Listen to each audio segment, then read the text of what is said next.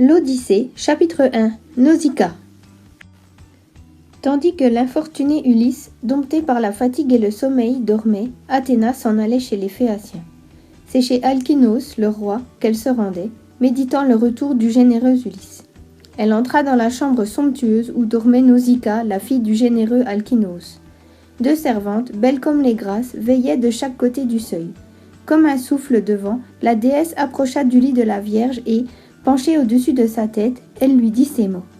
« Nausicaa, quelle négligence! Tu laisses tes robes sans soin alors que le mariage approche où tu devras passer les plus belles. Allons les laver dès le lever du jour. Je t'aiderai pour que tu aies fini plus vite. Tu ne vas plus rester longtemps vierge. Déjà les meilleurs Phéaciens te courtisent. Demande à ton illustre père qu'il fasse préparer les mulets et le char qui porteront les ceintures, les voiles et les draps. » Ayant ainsi parlé, Athéna aux yeux brillants retourna dans l'Olympe.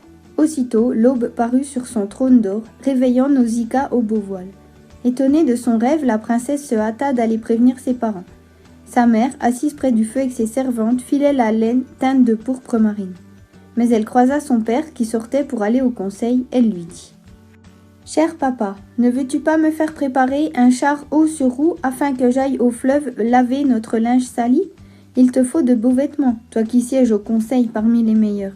Et tu as 5 fils au palais. 2 sont mariés et 3 sont encore garçons. Ceux-là veulent aller aux danses vêtus de vêtements propres et frais. C'est à moi que revient ce travail. » Elle aurait rougi de parler des noces à son père, mais il la comprit et répondit.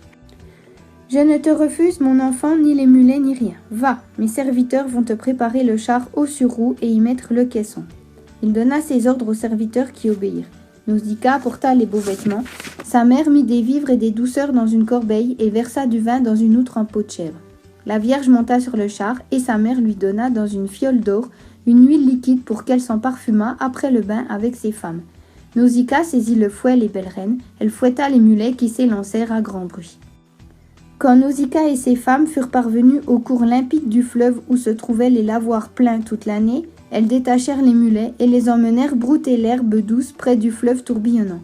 Elles prirent le linge à pleines mains dans le char, le plongèrent dans l'eau profonde et, rivalisant de vitesse, le foulèrent dans les bassins.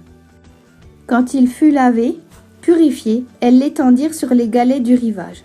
Alors elles se baignèrent, se parfumèrent d'huile luisante, prirent le repas sur le bord du fleuve, tandis que les vêtements séchaient aux rayons du soleil.